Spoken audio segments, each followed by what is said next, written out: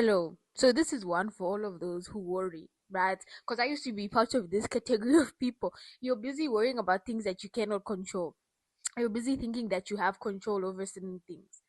If I look back at my life, the best moments in my life were detours. The things that I didn't think that I needed in my life, the things that I didn't think I wanted to happen in my life, the things that were the opposites. The things that you tell yourself like I pray that this never happens and it happened. That's how that's how God works.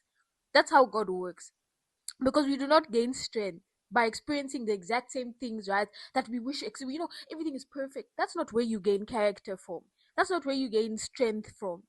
If you have things that you pray that will never happen in your life and those things happen, right, the type of person that you will be when those things occur, because most of the times why we say that we don't want certain things to happen is because we come from a place of anxiety. We come from a place of doubting ourselves, doubting our capacity to go through these things, doubting our capacity to have enough strength to endure these things, doubting our capacity to problem solve, doubting our capacity for design thinking, right? The capacity to come up with new ways, right? We doubt our capacity to come up with 10 different ways for things to occur, because life is not linear.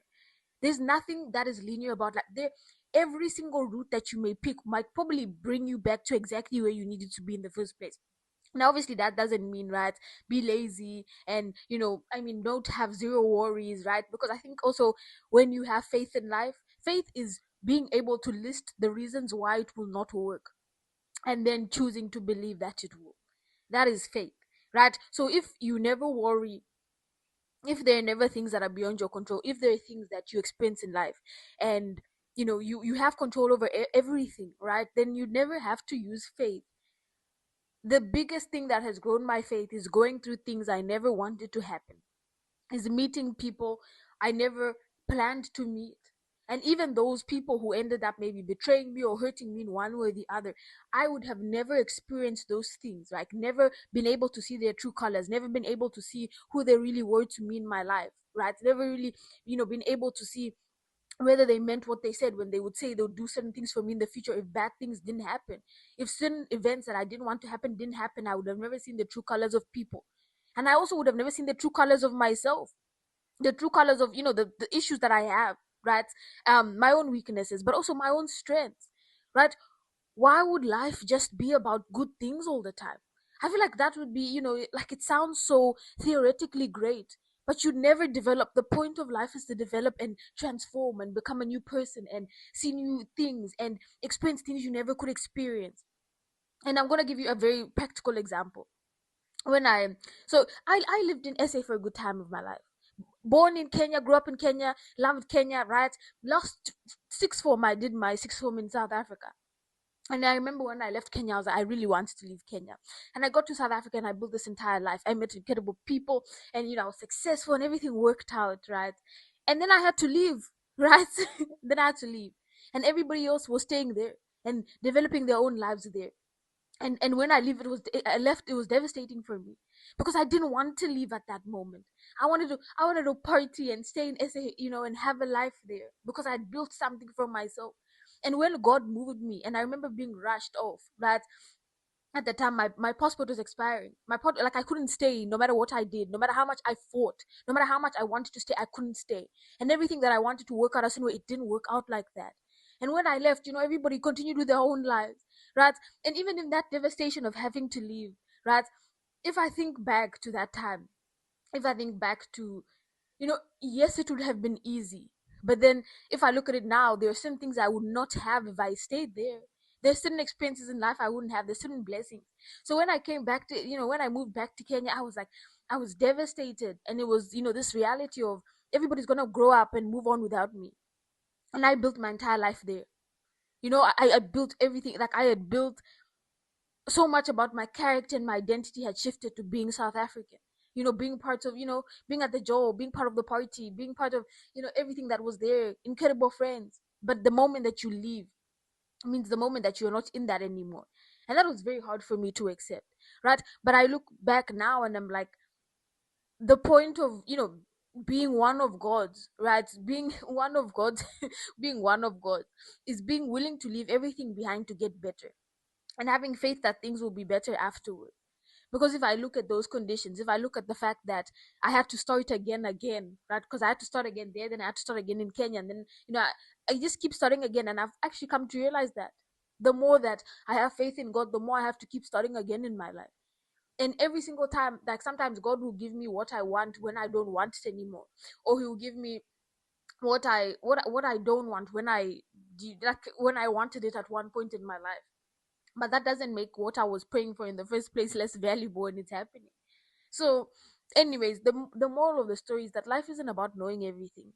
Life isn't about continuously finding every reason why things shouldn't work out, or continuously finding reasons why things, you know, should work out in a certain way.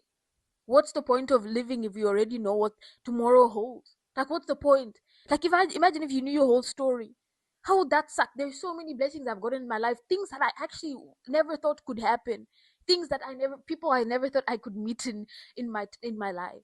Humbling, I never thought I could ever be humbled in a certain way that was necessary, that that built character. But if you take life so seriously, if you're always worrying, you never give yourself that opportunity to experience something new, to take risks that open doors for you, that these doors would never be open if you're unwilling to take those risks. You have to be willing to not know what tomorrow holds, and just have faith, and just do your part. And more than that, right, you don't worry, because what does worrying do? Worrying is self-doubt. Worrying is a form of self-doubt, and I used to worry too. And the only reason I stopped worrying is because I went through so many difficult things that taught me to have faith in myself, to have faith in God, to believe in my own capacity to handle things. Now I know there's gonna be challenges in my life that I believe that, you know, at one point in my life I believed I couldn't get through. But now I know I believe I can get through anything. I believe that I can shift and I can do all sorts. I am a person who can adapt to any form of environment.